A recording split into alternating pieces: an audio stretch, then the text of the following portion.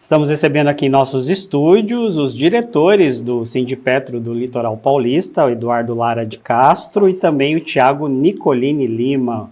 Queria dar bom dia para vocês, agradecer a presença para a gente falar de assuntos muito importantes, né, envolvendo aí os petroleiros do Litoral Norte. Vou dar bom dia primeiro aqui ao Nicolini. Bom dia, Nicolini, bem-vindo. Satisfação, né, estar aqui nesse canal aqui, que é um canal importante de comunicação, né, para a cidade. E vamos tentar aí contribuir aí, trazer informações aí para que os ouvintes possam ficar mais antenados, né? É isso aí. Lara, bom dia, obrigado pela presença. A gente que agradece a oportunidade da gente poder mostrar e alertar a população, né? E para a população também entender que a UTGCA e tudo isso é dela também, né? Então é como que a gente tentar trazer aqui essa visão para cativar esse sentimento na população. Para a gente começar, eu queria que vocês se apresentassem e falassem um pouquinho de como que funciona o Sindipetro, né? Ele representa quais categorias, então eu queria que vocês falassem um pouquinho sobre isso. Tá. Bom, o Sindipetro é uma entidade de classe, né? Que representa hoje aí mais de 4 mil associados, né? Obviamente que a gente também representa uma parte dos não associados, né? Porque quando a gente vai negociar acordo coletivo de trabalho, a gente também acaba todos, né? Contemplando também os não associados, né? Então, é uma entidade política que existe desde 1958, né? Foi fundada na década de 50. A Petrobras é de 1953, né? Então, vocês podem perceber que o sindicato surgiu pouco depois, né, da criação da Petrobras. Uhum. E a nossa subsede aqui de São Sebastião é da década de 60, né, que é justamente quando veio o terminal para cá, né, o terminal marítimo, o Almirante Barroso, né? Almirante Barroso, e aí surgiu a necessidade de se criar uma subsede, né?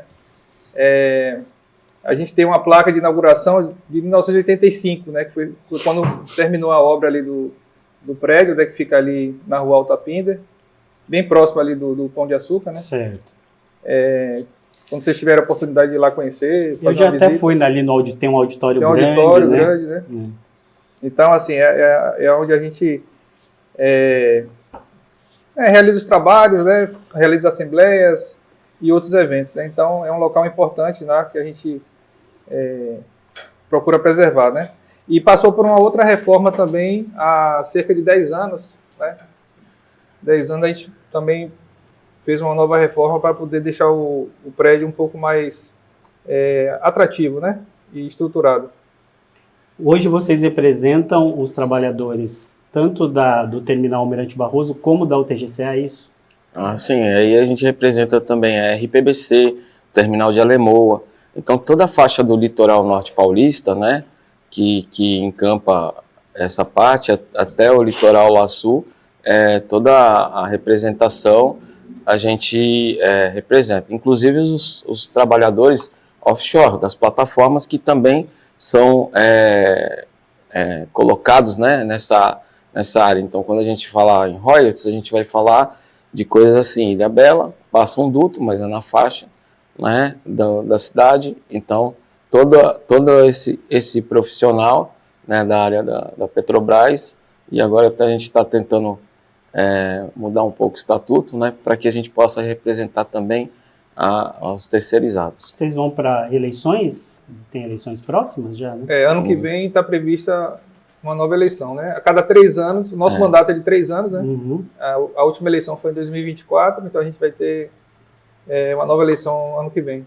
27. Eu queria entrar no assunto, não sei se vocês poderiam debater nesse sentido, né? Vocês têm, claro, acompanhado o que está acontecendo ali na guerra do Irã e os reflexos que isso tem causado no mundo inteiro, e em especial também no nosso Brasil. Como é que vocês têm acompanhado tudo relacionado a essa guerra e se isso também pode afetar lá, né, na ponta, que seria o trabalhador? Sim. Assim, para a gente, o que fica mais visível é o impacto que a guerra provoca, principalmente no mercado de consumo, né, para os consumidores. Então, assim, a gente vê aqui no Brasil os reflexos imediatos nos preços dos combustíveis, né? Uhum. A gente tem essa preocupação, né, de acompanhar de perto, né, essa evolução, esse impacto. O governo federal também está com essa preocupação, né? Quando eu falo governo federal, porque ainda é o acionista majoritário da Petrobras, né? Então ele influencia diretamente nas decisões políticas da empresa, né? A Petrobras vem fazendo de tudo para segurar o preço dos combustíveis, né? Vocês podem estar percebendo aí nos postos que, né, o preço, pelo menos nas últimas semanas, né, deu uma equilibrada aí em relação à evolução que vinha acontecendo, né? Então, a gente tem essa preocupação também de cobrar da Petrobras, né, essa firmeza, essa questão de não deixar as influências externas, né, ou tentar pelo menos mitigar, minimizar esses impactos aqui no país, né, justamente para a gente não sofrer tanto, né, os impactos dessa guerra. Né? Quando eu fiz contato com Lara, né, para a gente marcar essa entrevista, um dos motivos foi a gente tratar de um assunto que está reverberando aí, tanto nos meios políticos, como até de burburinhos entre trabalhadores, sobre a situação da Unidade de Tratamento de Gás Natural Monteiro Lobato, que é o TGCA de Caraguá. O que vocês têm de informações em relação ao TGCA? Porque o que tem chegado é que a produção ali, né, tem diminuído bastante, a ponto de se cogitarem até uma possível, não para agora, mas vamos dizer assim, para os próximos anos, uma desmobilização da UTGCA. O que vocês têm de informação sobre isso? Então, até resgatando aquela pergunta anterior, né, do como a gente vê esse embate do petróleo no mundo. Então, por exemplo, o Estreito de Hormuz representa 20% do petróleo do mundo. E o petróleo hoje vai e dobra de preço. Que relação é essa, se a gente for fazer um exercício? A gente, dentro do sindicato, o que a gente entende é que a soberania, né, ela é parte do país. Então, políticas que a gente entende, vamos dizer assim, de privatização, e aí deixar bem claro, isso tudo é contra o povo. Qual é a briga hoje no preço do petróleo? Vamos pensar, você é um importador, você importava por 50 e vendia por 60, né? Agora você é um importador, você tem que comprar por 110 e o governo está dizendo, não, a gente produz, dá para vender para o povo por 50 ou por 60. Por que a gente tem que pegar o teu petróleo lá fora, trazer para aqui e a gente onerar todo mundo? Só que assim, hoje a gente tem essa questão dos acionistas, e o acionista fala assim, não, lá fora está 110, a gente tem que vender por 110 para o povo. O povo que se vire. Que se lasque. Né? Isso.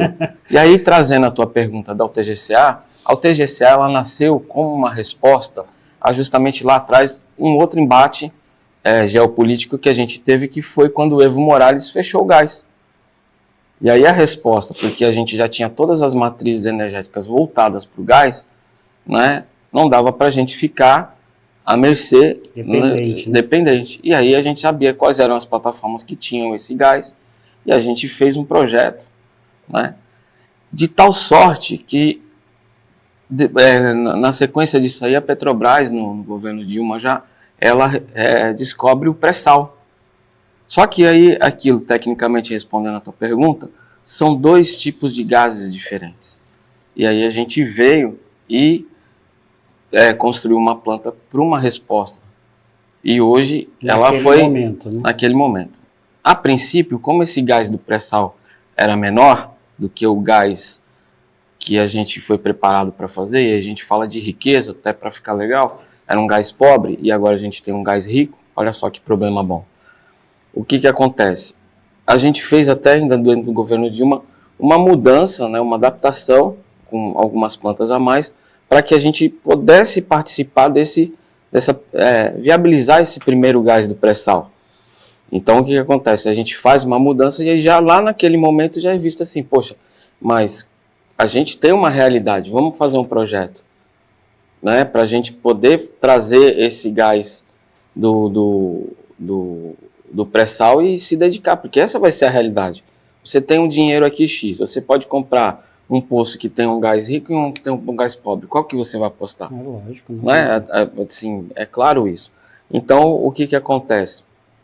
Hoje, a necessidade da Petrobras embarcar e fazer esses investimentos e mudar essa planta para uma tecnologia que atenda esse gás rico, é fatal. E se realmente, o que acontece? Hoje a gente tem um blend, onde a gente põe bastante, vamos pensar assim, vamos pensar meio a meio, do rico e o pobre, e a gente ainda consegue fazer algumas coisas. Equilibrado. Com a ANP agora voltando, porque tinham colocado uma flexibilização, com a promessa da Petrobras, justamente fazer esse contraponto do investimento.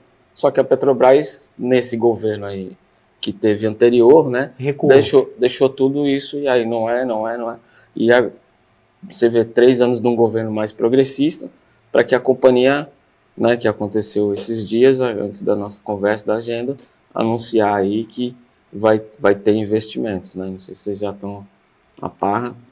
Então você acredita que não corre esse risco de desmobilização da UTG-CE? Se não houver os investimentos, aí desculpa aí respondendo a pergunta, se não houver os investimentos findando esse gás pobre, que é o que permite a planta ainda pegar, o que a planta hoje, da realidade de tecnologia, está abarcada nela, ela não vai conseguir dar uma resposta satisfatória para que possa ser processado esse gás rico. E aí é questão de cálculo, né? Que aí é aquela questão do... Quer complementar, Nicolino? Então, é importante isso que ele falou, porque assim, o fato de existir o projeto, né, cria uma expectativa de que esse projeto vai ser implementado, né? Então, assim, a empresa já anunciou para a ANP, né, que é a Agência Nacional do Petróleo, que existe um projeto, existe uma alternativa para resolver o problema da UTG-CA. Só que qual que é a nossa expectativa? É que, de fato, esse projeto seja implementado, né? Então, a gente só vai ter mesmo, a gente só vai ter essa tranquilidade, né? E realmente ficar um pouco mais tranquilo, né? Quando, de fato, a gente vê as coisas acontecendo, quando a gente vê a obra, né, acontecendo, quando a gente vê... em relação ao projeto original que estava previsto, né? Não sei se vocês lembram, mas alguns anos atrás a empresa tinha anunciado um projeto bem maior, um projeto que iria custar aí na casa de 1 bilhão, né? Só que esse projeto ele foi cancelado, né, no governo anterior. Então, hoje o projeto que a empresa pretende implementar está em torno aí de 20% do valor inicial do que estava previsto lá atrás. Inicialmente, né? Então, para a empresa é mais viável, né? Só que a gente só vai, realmente, eu estou enfatizando essa palavra, a gente só vai ficar um pouco mais tranquilo quando realmente vê as coisas acontecendo, né? Quando a gente vê licitação, quando a gente vê contratação de mão de obra. Projeto executivo, exatamente, tudo, né? Tudo pronto. Então, por enquanto, é uma situação duvidosa, né? A gente precisa manter aí essa mobilização para poder garantir os investimentos. É claro, eu não vou colocar na boca de vocês, né? Mas hoje a UTG-CA para a Petrobras é um patinho feio? Hoje ainda é uma unidade importante, do ponto de vista de processamento de gás, né? É a única planta de gás do estado de São Paulo que a gente tem aqui. Então, é uma planta estratégica para a empresa, é uma planta importante, né? Apesar de, muitas vezes, não ser prioridade para os investimentos, né? Porque é aquela coisa, investimento você tem que saber alocar, né? Tem Sim. que priorizar, mas não deixa de ser uma unidade estratégica. É uma unidade importante, né, para o estado de São Paulo, né? Para o escoamento do gás, né? Principalmente o gás marítimo. Então, a gente acredita que a UTG-CA tem tudo para continuar escoando e processando gás, né? Se me permite, gerencialmente, o que eles falam, que a gente é aquele cara que está no banco, mas a todo minuto que alguém se machuca, acontece alguma, a gente tem essa versatilidade de poder trazendo a resposta para que a produção e o escoamento de petróleo, que é o principal, a gente aqui fica com o gás, né, não seja afetado. Tem uma pergunta, né, que vai chegando, e a gente também aqui, né, tenta adquirir um pouco da experiência de vocês. Nós temos aí 2 plataformas bem próximas, que é a Mexilhão e a Bacalhau, né? E aí uma das perguntas lá na plataforma Bacalhau também se extrai o gás, o mesmo gás que extrai aqui, né? e se a produção está sendo maior do que a utilização, né? Estamos produzindo muito gás, e aí é onde a gente fala, e acaba afetando talvez aqui a Mexilhão, porque a Mexilhão hoje, a gente fala numa produção de 100%, caiu para 15% a 20% da capacidade que se extraía, né? Lá na Bacalhau também se extrai esse gás, e pode estar afetando aqui ou não? Posso? Para qualquer um dos dois, fica à vontade. Então, para a gente entender, a gente tem um negócio que tecnicamente que aí vai te trazer a resposta para todas as plataformas. A gente tem justamente a plataforma que tem o petróleo associado e a plataforma que você perfurou e só sai o gás. Isso, vamos dizer, nos anos 70, nos anos 80 não era viável, aquilo era só problema. Com a solução do gás como matriz energética, você tem esse tipo de coisa. Mexilhão, e aí você tem um tempo de vida como se fosse um poço, como se fosse um balão. Esse poço ele tem um tempo de vida que ele vai definhando, e você vai explorando. A partir do balão ficando menor, porque até um dos anúncios são investimentos em mexilhão, é o que? É você injetar uma pressão, seja ela por água, por não sei o quê, para que de novo esse balão enche para você poder tirar esses gases. E hoje, mexilhão, ela já está dentro do projeto, né, dentro da expectativa, num declínio, é o termo que a gente usa. Então, esse declínio, ele é em função do poço tá acabando, né? A outra plataforma que você perguntou, aí eu não me preparei tão bem para essa pergunta, eu não sei em que fase que ela está, se ela está em ascensão ou em declínio, e aí vai misturando esses porque blends. é o que chega, como fala, Nicoline, é que a plataforma Bacalhau hoje é a menina dos olhos, né, da ANP. Então, diz que a produção dela é bem melhor e maior, né, e vem muito material rico, né? E como você fala, o gás pobre nosso aqui, há essa preocupação, né, e a gente acaba até, quando vem para uma entrevista dessa, né, tentando, tem um irmão petroleiro, como falei para vocês, né, mas a gente até se atenta, né, e a gente fala nisso nas quedas dos royalties que acontecem em Caraguá. Então, para ter queda de royalties, a produção está baixando cada vez mais. Ou seja, o porquê que a gente faz essa conta de 20%? Se eu recebia 12 milhões por mês, hoje eu recebo 2 milhões, eu calculo de uma queda de 80% da produção.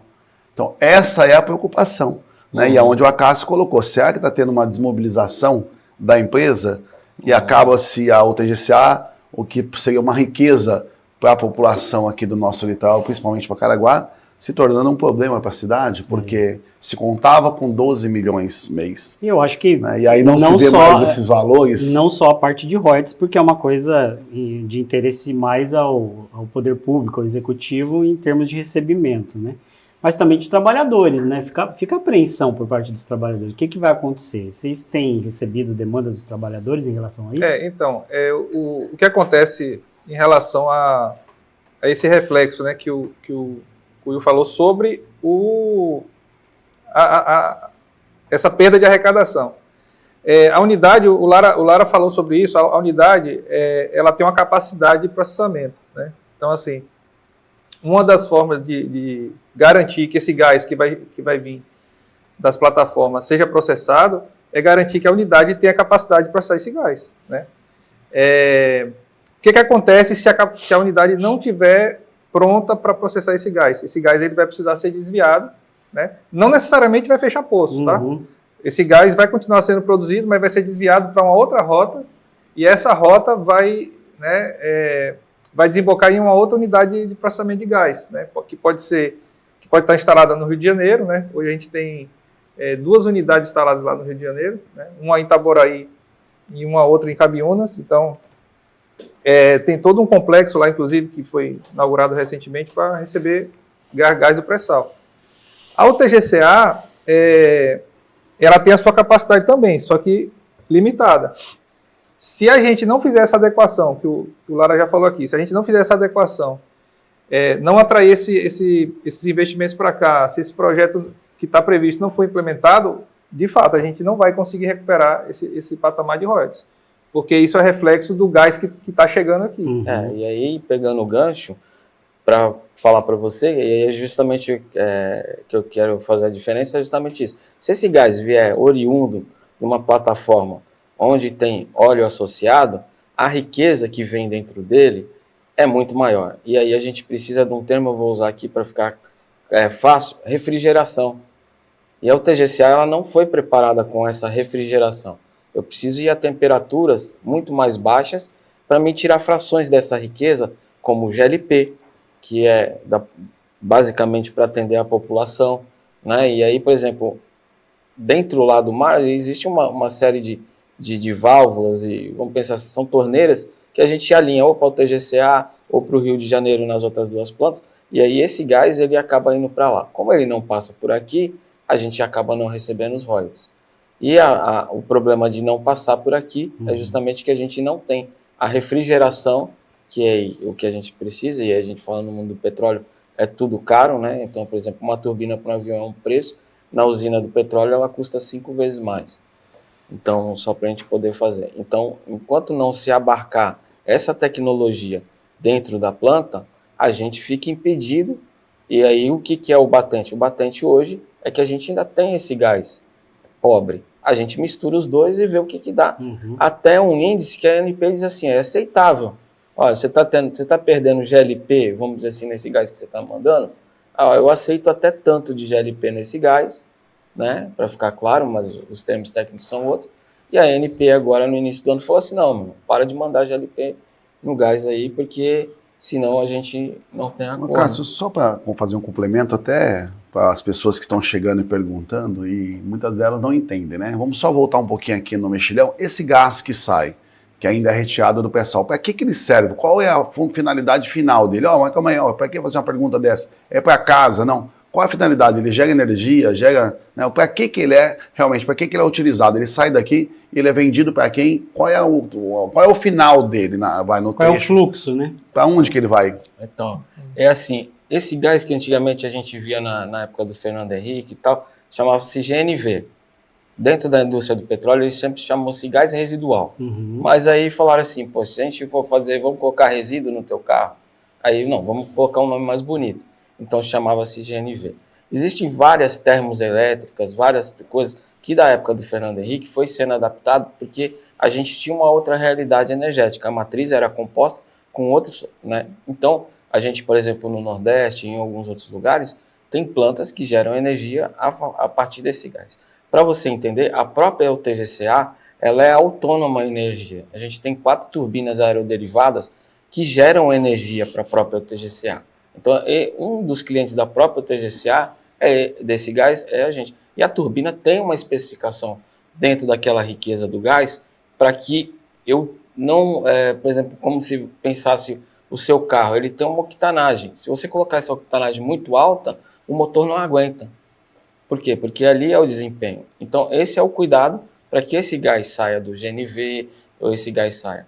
Em alguns lugares onde que a gente tem o gás encanado, ele chega até a população. Por exemplo, esses dias lá em São Paulo a gente teve um acidente da Comgás, que a Sabesp, que agora está privatizado, o pessoal não percebeu, e para criar um bolsão daquele para fazer um impacto, a gente que é da indústria do petróleo, quer dizer, vazou muita coisa por muito tempo de um gás muito pobre, né? Então, por exemplo, em alguns pontos ele é encanado, sim. No Rio de Janeiro, em alguns outros pontos, ele também serve à população. Mas, basicamente, a matriz e o propósito desse gás foi a resposta, né, da matriz energética, onde a gente tinha apagões e tinha toda essa questão de a gente colocar termoelétricas para poder estar fazendo isso. Só complementando, é importante dizer o seguinte, que a UTGCA, ela basicamente ela recebe esse gás, né? Ela resfria de forma bem simplificada, tá? Ela resfria esse gás e esse gás ele é separado, né, em frações. Então, isso que o Lara falou, uma fração desse gás mais leve, né? Vai virar GNV, vai virar combustível para termoelétrica, vai virar combustível para a própria UTGCA, e uma outra parte desse gás, né, que é a fração mais pesada, vai virar gás de cozinha, né? Esse gás de cozinha vai ser exportado para a refinaria, né? Vai ser comercializado. Inclusive, esse gás já sai odorizado, né, pronto para comercialização. E uma outra fração mais pesada também vai virar insumo para a indústria petroquímica, né? Então, assim, tem bastante utilidade, né? O gás da UTGCA várias vertentes. Não é tão simples. E aí, se falando em royalties, né, que você fez aquela conta costumo dizer conta de padeiro, sem querer ofender a sua conta. Eu sou dono de padaria. Então, É assim, bom que é dono de padaria, né? então é assim, qual que é a conta ali? Tem coisas que influenciam, vamos dizer, nessa questão do royalties. O preço do barril, que também antes já vinha meio que calmo, também influencia, tanto quanto a vazão, quanto a vazão do petróleo que é exportado. Para essa questão também de você mandar uma riqueza que você tem embora, né, sem reaproveitar no GLP ou sem reaproveitar no que a gente chama de C5+, que seria um petróleo que a gente chama como se fosse uma gasolina natural, muito leve, e por isso ele ainda precisa passar por torres petroquímicas, e para a gente ter a refinaria lá em cima, é muito mais fácil e a demanda é essa. Então o investimento nisso na refinaria seria muito mais interessante. E o que acontece? A gente não vê, mas antigamente, eu não sei se vocês lembram, ainda quando não tinha a duplicação da Tamoios, tinha as carretas, a gente teve carreta de LP, hoje isso vai tudo viaduto, né? A gente abre uma bomba aqui, bombeia e vai lá. Então, o que acontece? Esse impacto de você também não estar aproveitando essa riqueza, e aí se a gente pensar em estado, o tanto de GLP que você poderia cobrar ICMS e outros produtos agregados, quando você põe numa riqueza, isso vira uma cadeia muito gigante para a população e para a economia da gente. Mas em fator de, por exemplo, assim, vou dizer, não, eu tenho que dar, vamos pensar lá, a sua padaria, né? Pegando lá, eu vou comprar um forno novo, mas agora o pão eu vou fazer ele numa escala muito maior. Então eu vou ter que vender ele mais barato, porque eu tenho que vender esse pão para ele chegar nesse preço. Uhum. E isso, aí você faz uma conta, não, mas vai chegar lá no final, isso vai me dar só R$10 a mais? Então eu vou investir esse dinheiro numa bolsa de valores, numa outra empresa, e o pessoal continua pagando esse preço no pão, e eu vou continuar produzindo com forno velho. Não sei se deu aí para ser bem...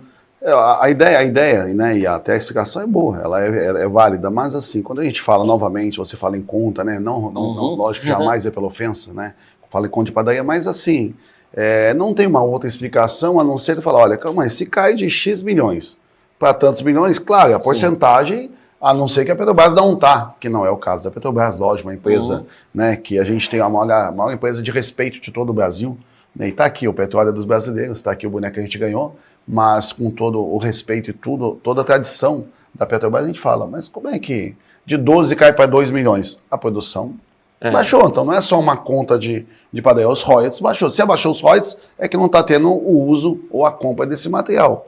E aí vocês deixam de produzir mais, né? Porque se não está, como você falou, não adianta eu produzir e não ter para onde escoar, né? E talvez até vender mais barato. Quando começa a sobrar produto no mercado, o preço tende a baixar. Não é esse o caso. Não. O preço continua o mesmo. Então, se o preço continua o mesmo, a gente volta naquele cálculo. Olha, se chegou a 2 milhões de 12 para 2, e essa preocupação que eu estou dizendo, lá, Nicolini, não é minha só.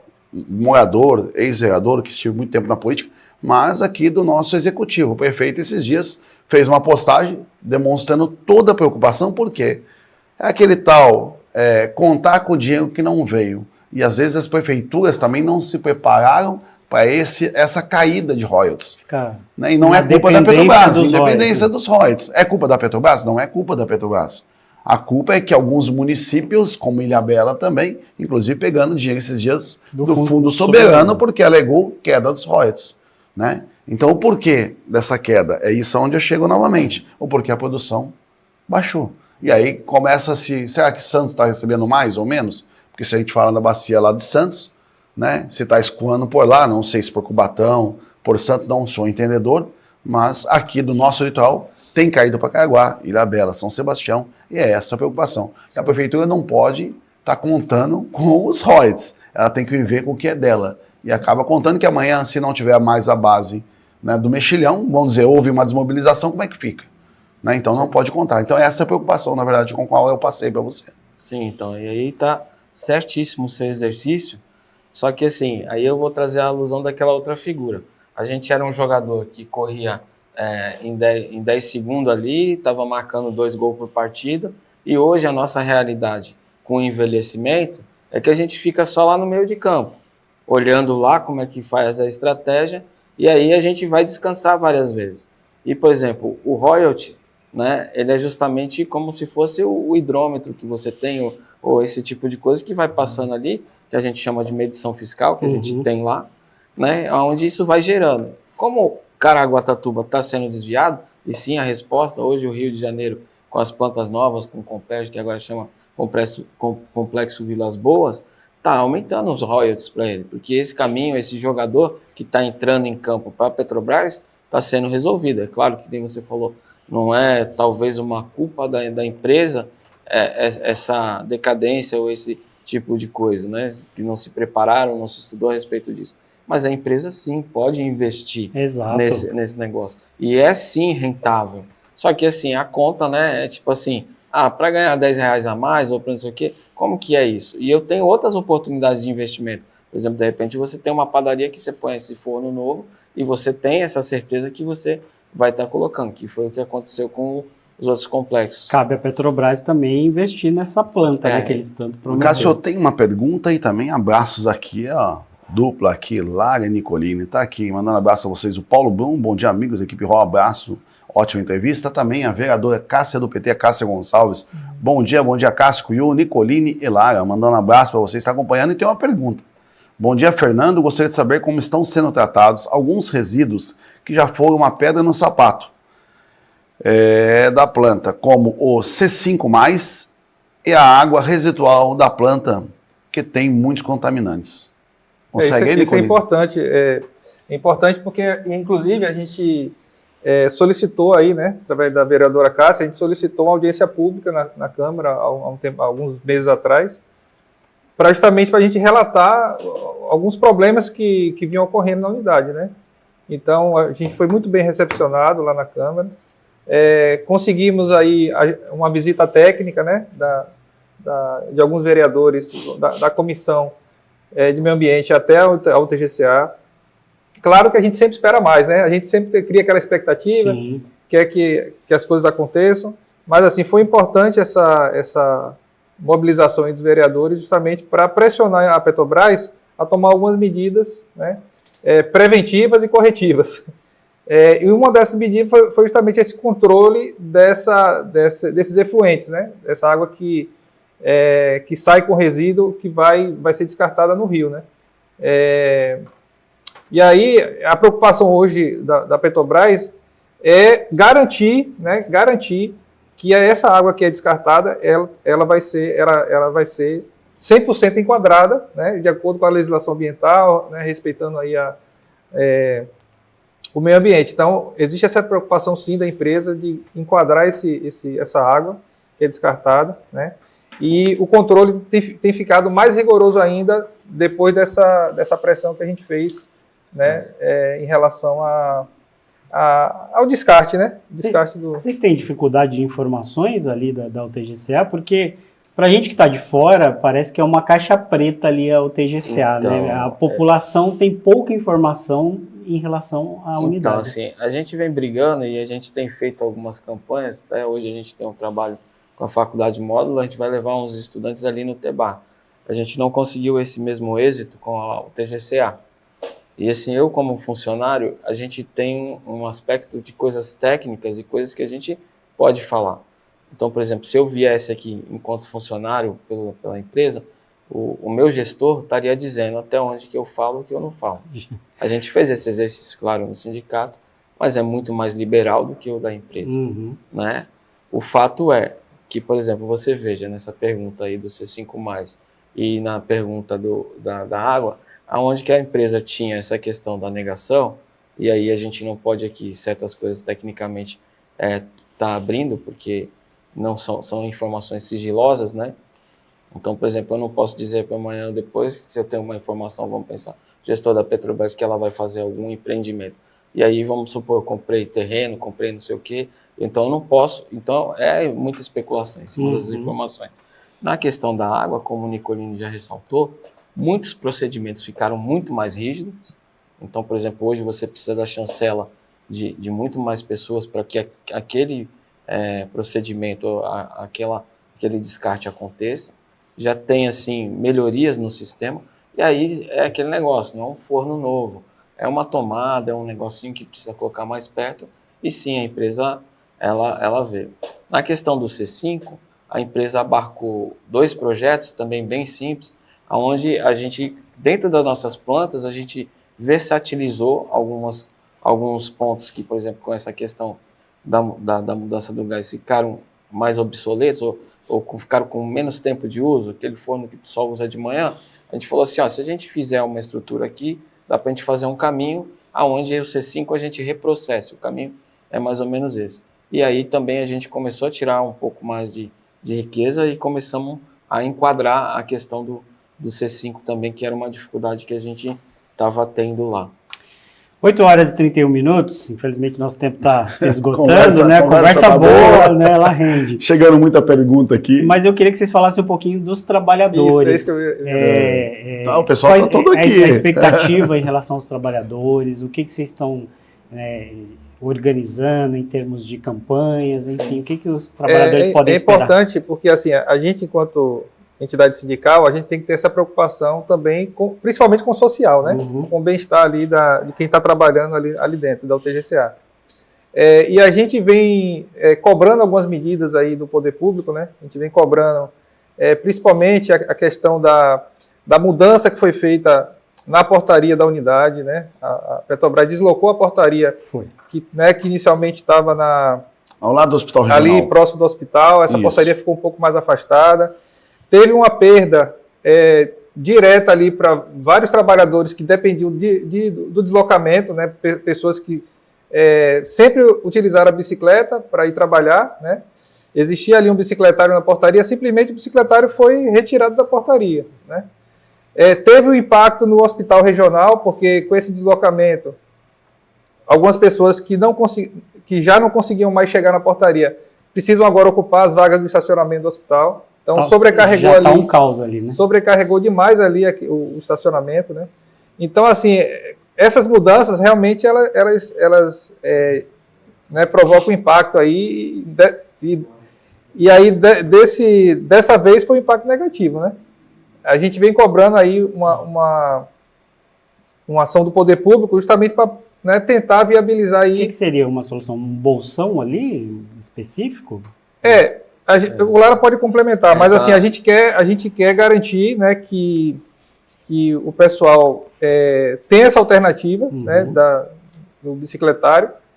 A gente, inclusive, está pressionando para a gente também ter um espaço para a gente estar montando a nossa barraca, né, porque a nossa barraca hoje ela está montada ali ao lado do hospital regional, que também fica muito distante da portaria. Então, é um espaço importante para a gente, que é um espaço né, político de acolhimento, que a gente inclusive realiza assembleias ali, né? Então é importante ter uma estrutura fixa e mais próximo da portaria, né?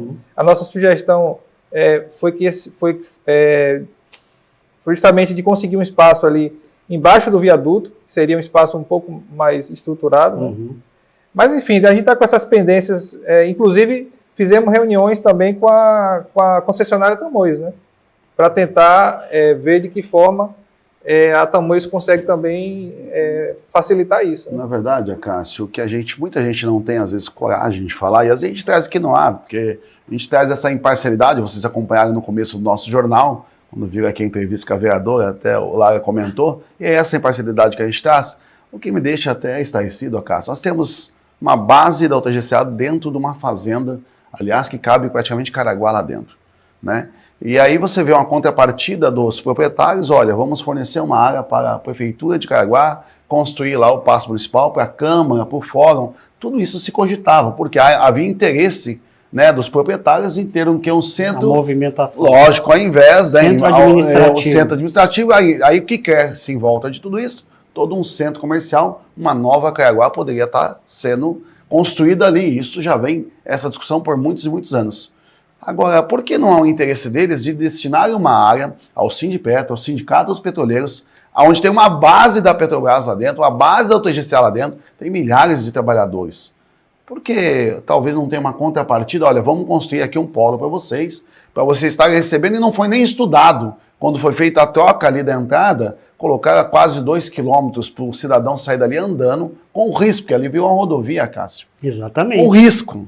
E não há um estudo desse, né? Então aí a gente vem aqui e fala, olha, o porquê, né, da própria, né, fazenda, os próprios proprietários não partirem da empresa privada, olha, estamos aqui cedendo para vocês uma área, vamos até construir para vocês uma base, que não seria muita coisa, para receber esses carros, bicicletário e as motos, e não está sufocando quem hoje, Cássio? Hospital Regional. Até se discute muito os próprios proprietários ali construírem aquela rotatória em frente ao shopping, né? Que é um pedido ali antigo. Né? É um pedido antigo, inclusive, eu tive até quando o governador pediu, né? Olha, vamos fazer, vocês vão me ajudar? Né? Ele pediu ali, olha, aí eu tenho em entrevista ali para todo mundo, dando entrevista e falou, ó, vocês vão me ajudar? Falou na cara do proprietário da fazenda, e que para eles isso é muito pouco. Eles que são aí, né? Olha, uma das maiores famílias, né? Financeiras aí, na ascendência total no Brasil, mas eu acho que teria que ter uma contrapartida, né, Cássio? Deveria. 8h36, Lara, Nicolini, obrigado pela participação de vocês. Nosso canal de comunicação está aberto aí para que vocês divulguem as ações, principalmente voltado aos trabalhadores. Fiquem à vontade aí de voltar em uma próxima oportunidade. E se deixar, tem assunto pro dia inteiro. Né? Falando aqui. Não, é assim, também a gente está aberto, né? Vocês precisando de alguma informação, alguma coisa assim, a gente pelo sindicato pode estar vindo aqui orientando. E aí a questão, né, para terminar assim, acho que com a chave de ouro é justamente isso. O que a gente está buscando agora? Conscientizar a população, conscientizar o pessoal que é seu, o TGCA é sua, né? E tudo que está acontecendo dentro da TGCA reflete na sua vida, né? Seja financeiramente, principalmente para a pessoa que é aqui, né, do litoral norte, né? Quantos trabalhadores temos lá hoje? Próprios está oscilando em torno de 250, né? E contratados a gente tem aí hoje na faixa de uns 500, né? A gente teve uma parada programada de manutenção recente, então sempre sobe um pouco esse número, né? De contratados. Uhum. Mas a gente hoje não chega a mil trabalhadores, hoje não chega a unidade. Já chegou no passado, mas hoje a gente não tem mais. Não chega a 1.000 trabalhadores lá dentro. É isso. Obrigado, Lara. Obrigado, Nicolini. E até uma próxima oportunidade. A gente que agradece aí, obrigado à audiência, obrigado aí pelas perguntas. E se vocês também tiverem perguntas, depois quiser mandar para a gente pegar, a gente tem o carinho de responder todas as perguntas que não foram aqui pro ar. O pessoal todo acompanhando aqui lá de dentro. Legal, bacana. Tem muita gente acompanhando, mandando abraço para o Nicolini, ótima entrevista ao Lara, né, dando os parabéns, o pessoal gostou bastante, então também, como a Cássio falou, as portas ficam abertas, né, Cássio? É isso aí.